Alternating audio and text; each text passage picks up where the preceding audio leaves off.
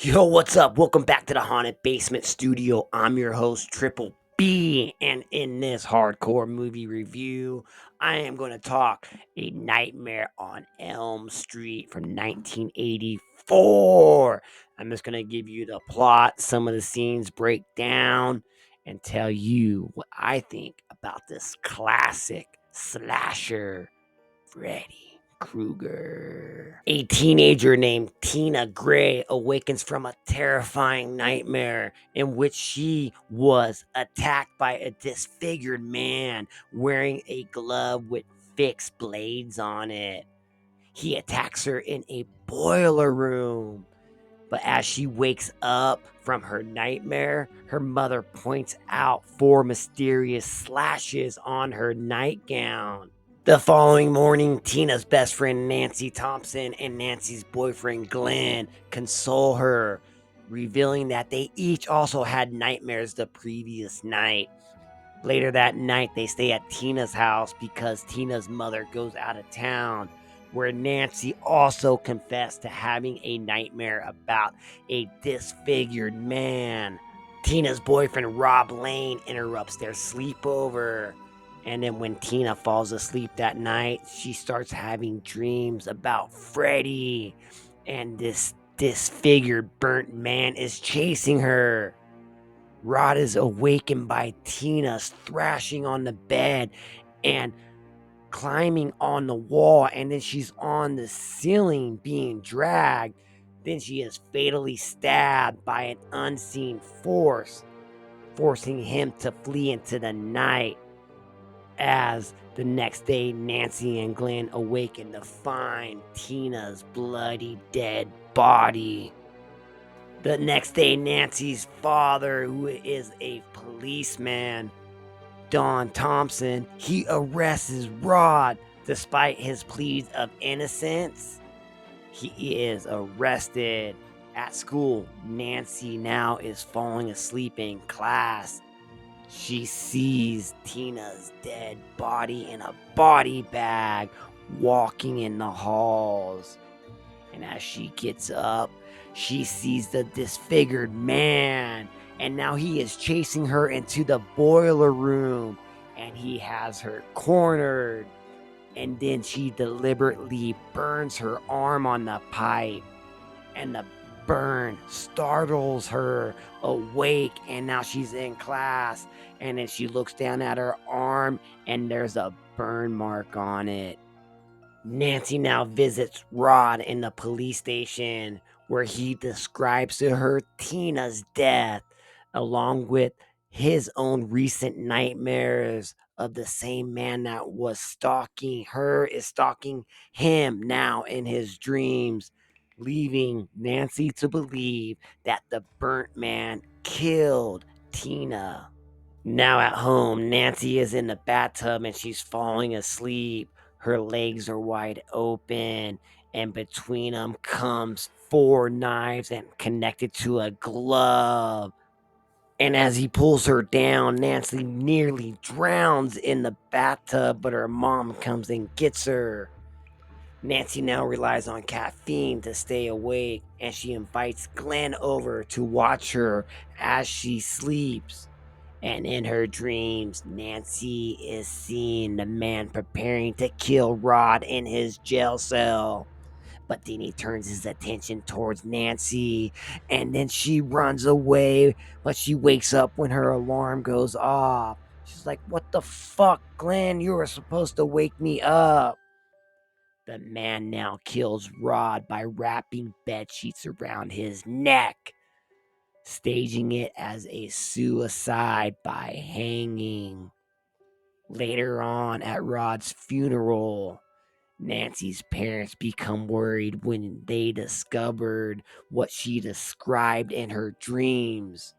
Her mother, Marge, takes her to a sleep disordered clinic, where in a dream, Nancy grabs the man's fedora with the name Fred Krueger written on it, and she pulled it into the real world. And now, after barricading the house and the windows with bars. Marge explains that Krueger was an insane child murderer who killed nearly 20 children, but was released on a technicality. And then he was burnt alive by the victim's parents who lived on Elm Street. Seeking vengeance, justice on him, Nancy now realizes that Krueger is a vengeful ghost and is killing her and her friends out of revenge to fill his psychopathic needs. Nancy now is trying to call Gwen to warn him, but his father prevents her from speaking to him. As she gets mad, she hangs up the phone and she pulls the wire off and she breaks it. And she's like, damn.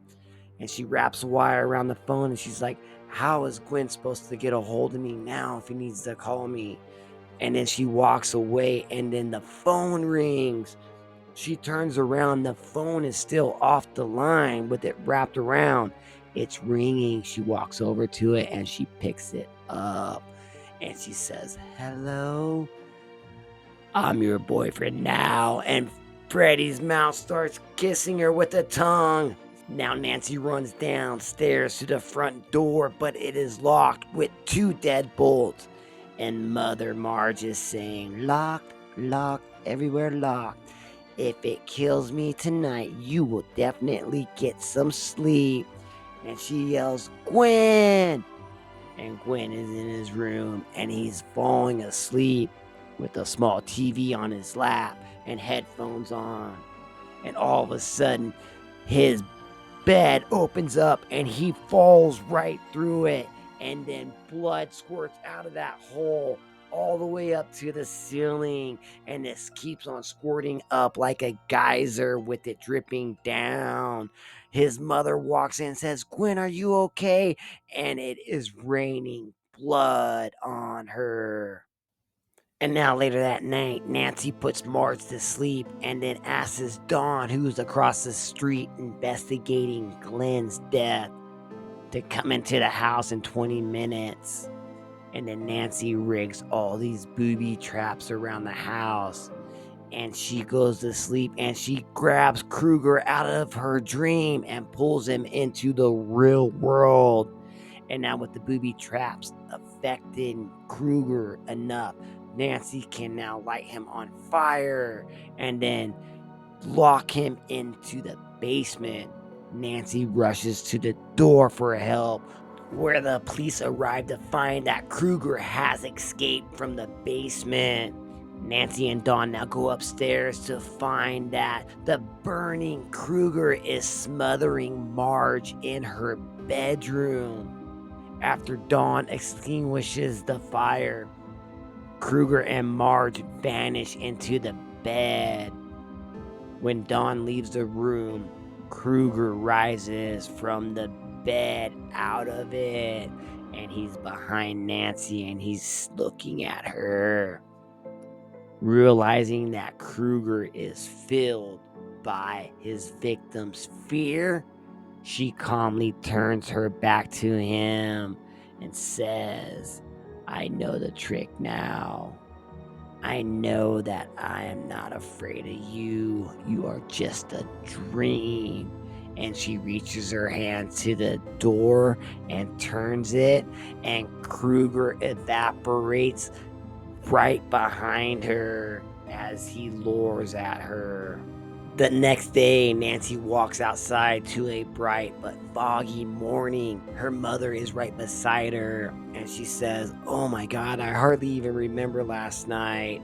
I must have hit rock bottom. You know what? I'm gonna stop drinking. Oh honey, did I keep you up all night? You look tired. Nancy says, no, mother, as Gwen and her friends pull up in his convertible.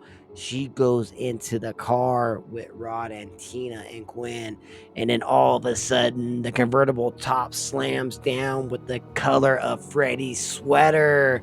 The windows roll up and Nancy is banging on it saying mother as she smiles at him, and the car drives off uncontrollably.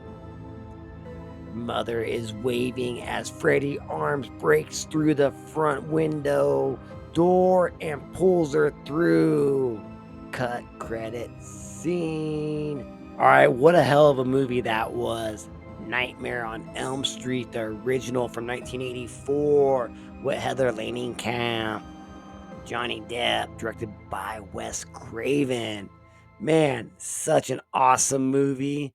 You know, tell me your ranking of this movie in the comment section below, because my ranking of this movie is a 10 out of 10. Yes, I will watch this movie 37 times in a row.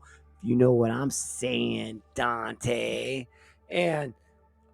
But with all that being said, man, what a great movie. And there's so much more scenes in this movie that I didn't even go through. And you tell me your favorite scene, tell me your favorite Elm Street movie, and you guys keep it whore. Triple B's is out of Haunted Basement Studios. Later.